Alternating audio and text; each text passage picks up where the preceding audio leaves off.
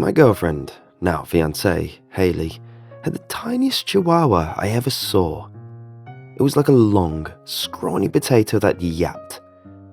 As a joke, I learned how to crochet and made an ugly Christmas sweater for her chihuahua.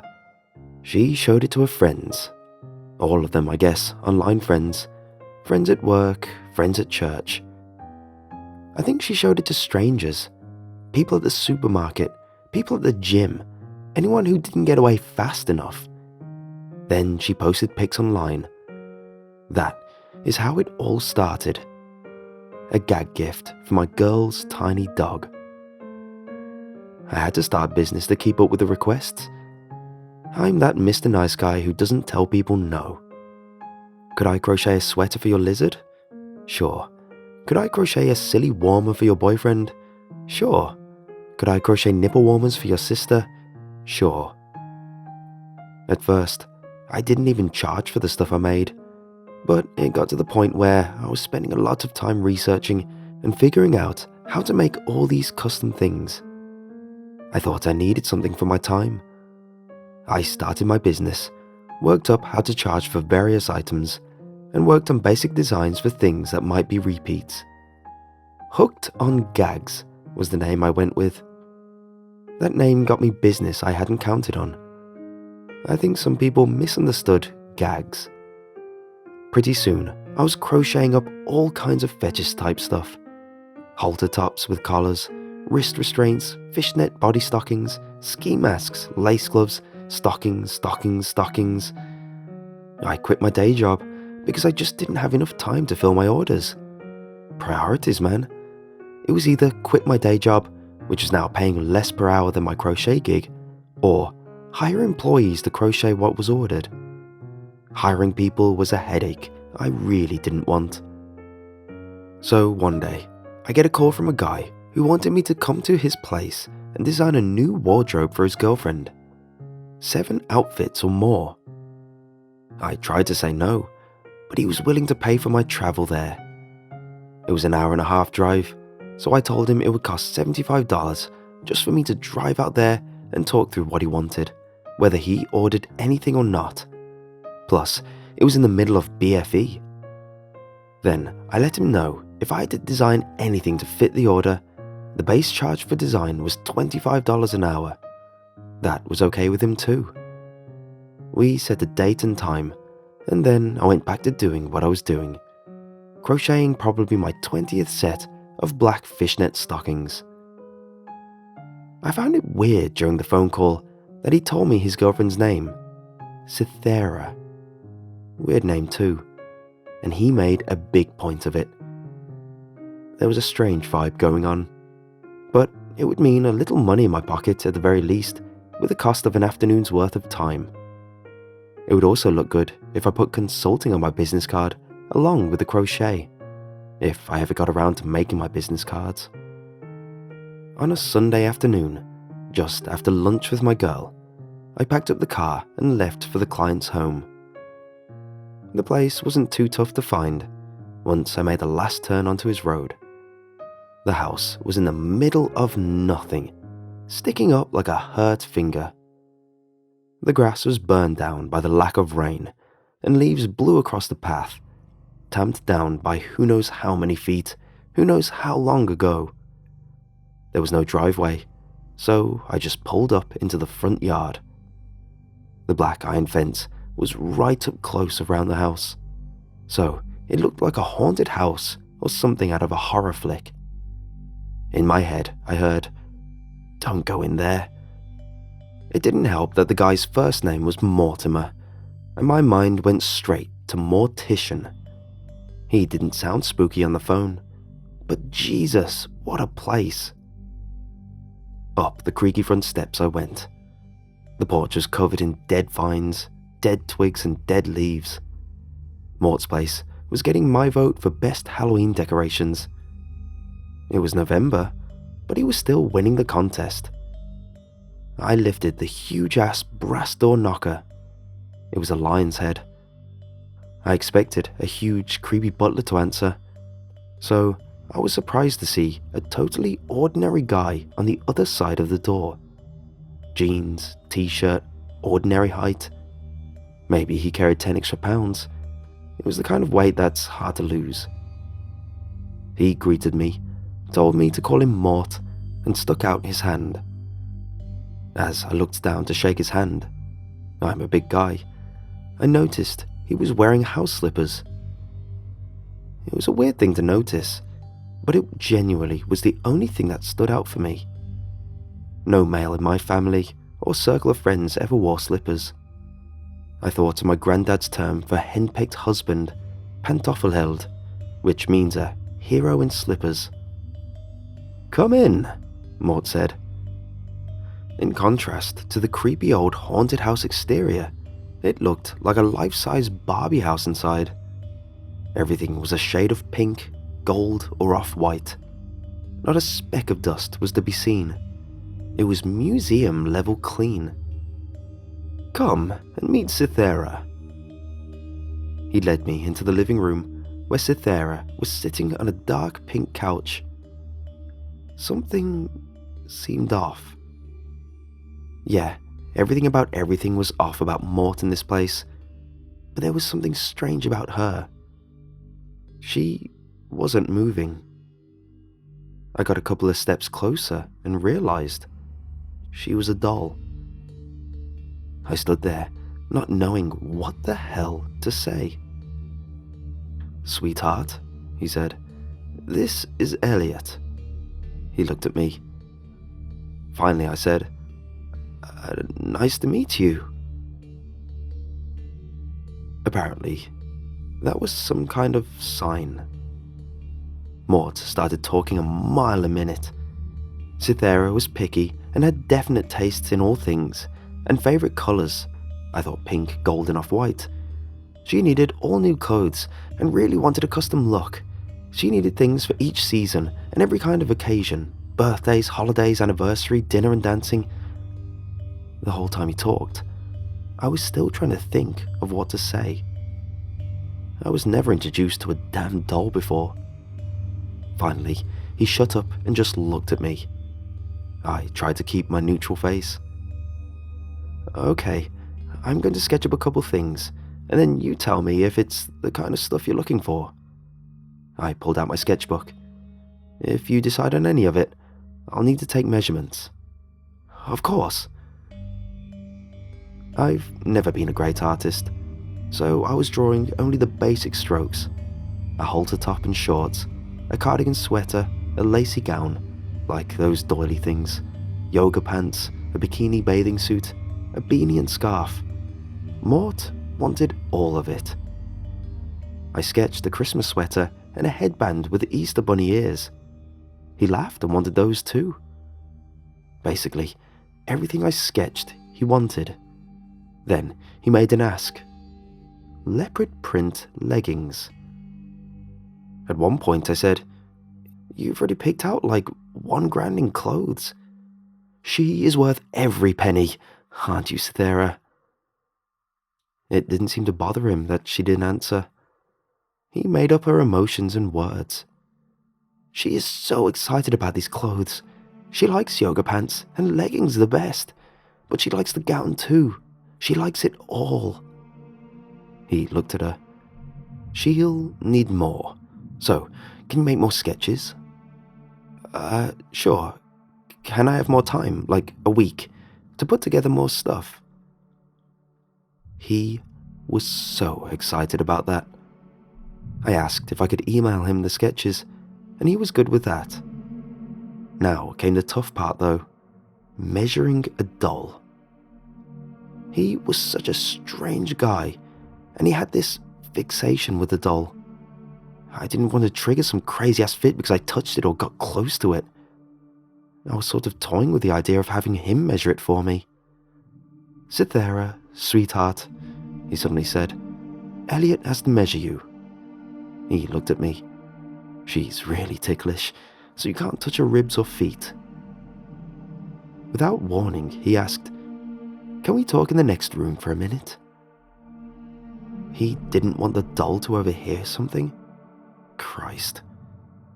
"Okay," I said, following him into the dining room. I don't want her to get embarrassed. She's a really private, shy person. I bit my tongue. She wants some of those sexy things you make too, like the fishnet dress and the bodysuit. Can you sketch some more stuff like that too? I agreed, but I couldn't just let it go at that. I was going to open my mouth. I knew I shouldn't, but the whole situation was killing me. I'd been holding in laughter and a few grunts and sighs. He was a client, so I couldn't say what I really felt, but I was dying to say something. Cythera is a kind of unusual name. Where did it come from? He gave me an alarmed look. Please don't mention it in front of her, he said in low tones. It gets her upset. She was traumatized. She was called a synthetic therapy service doll. I couldn't call her that, so I made a name out of it. S-I instead of a Y, Thera, for therapy. Please don't say anything in front of her. She has so many bad memories of that place and how they treated her and her sisters. Okay, this was definitely a walk on the weird side. On the way back to the living room, Mort paused in the doorway and said, "Isn't she adorable? I have to get my phone." While I stood there with my mouth open, Mort took pictures of Cythera from every damn angle. All this time, I hadn't taken a good look at the doll. I mean, it made me uncomfortable, like I was seeing something about a stranger that I shouldn't see. It was like walking into a guy's house and he has a pair of underpants on his dining room table. You don't want to look. I didn't want to look at his doll. He probably screwed that thing. I thought he would quit after 4 or 5 pictures. Apparently, Cythera was being just too cute, so he had to get more. I sort of snuck a peek at her face. Huh. She looked Eurasian, with light brown hair and almond green eyes. Her skin was so delicate looking. She had eyelashes, not big, long, hooker stripper eyelashes. They were like real eyelashes, short and fairly straight. She had light pink lipstick on. Otherwise, she wasn't wearing any makeup. Nope, I looked away. This is probably how Mort got suckered into buying a doll. He looked into its face and got hooked. I mean, that skin, those lips. What the hell? "I'm sorry to interrupt you, man," I said, "but I have to get back for a meeting this evening." After a flurry of apologies from Mort, I walked closer and paused. This was a note for me, too.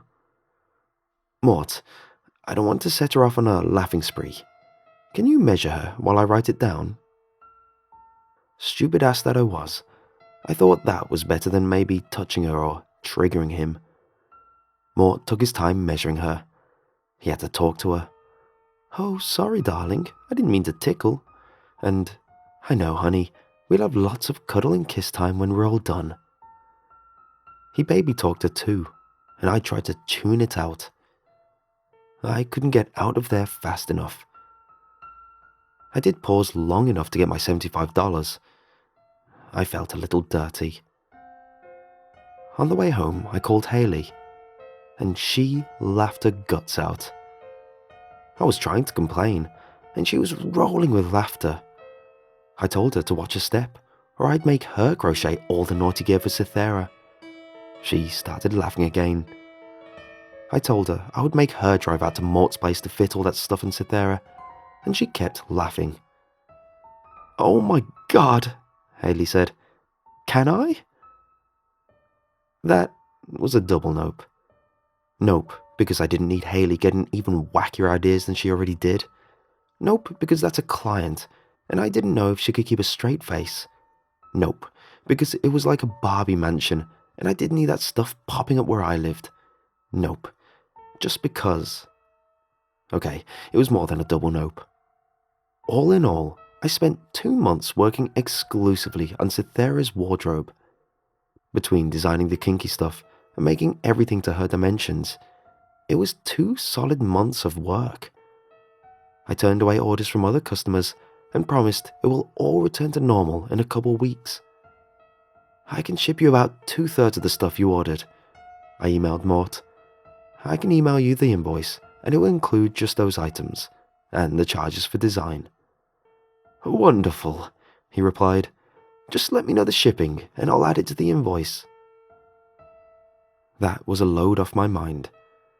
I shipped off a huge container of clothing and emailed the invoice with shipping to Mort. I had some finishing up type of stuff to do on the rest of the clothes, sewing on rhinestones and bows, putting in elastic, just little touches. I figured I could get it all done in 3 or 4 days. Getting this wardrobe project done would get this whole creepy thing behind me. Hell, I could take a little vacation. A couple days would do me good. I emailed Mort that I was getting ready to ship the second container. All the same things. Invoice, shipping. It looked like I was about to be a free man. My bank account flourished. Boom! Up several grand for the first shipment. Boom! Up another couple grand for the second one. All good, right? Well, kind of. The email started. No complaints. Lots of praise, lots of appreciation in the first email. Cythera just loved every single thing. It was the attachments that made my stomach lurch. Mort sent me a couple of pics. Gritting my teeth, I opened the first. Hayley was literally walking behind me while I had my laptop open, checking my email. As soon as she heard me say, "Oh damn," under my breath, she stopped to look. She's pretty. Who's that?" she asked. "It's Maud's doll." She leaned over me.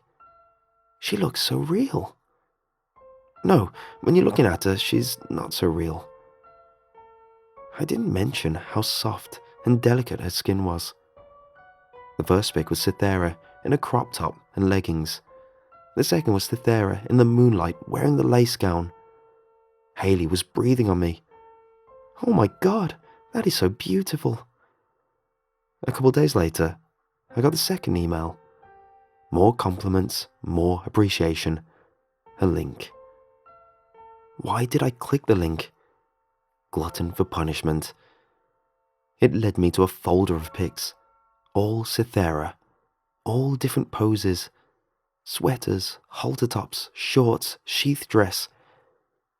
Every time I looked at her face, particularly her eyes, it creeped me out even more.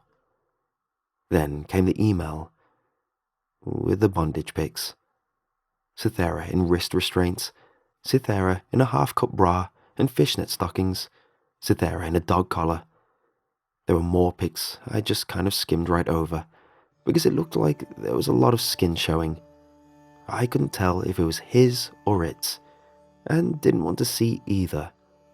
Luckily, Hayley was shopping with her mom. I deleted the email. I wasn't so lucky with the next set of photos. Hayley was right by my cell when I got an alert for a new email. "I want to see," she said. I told her no.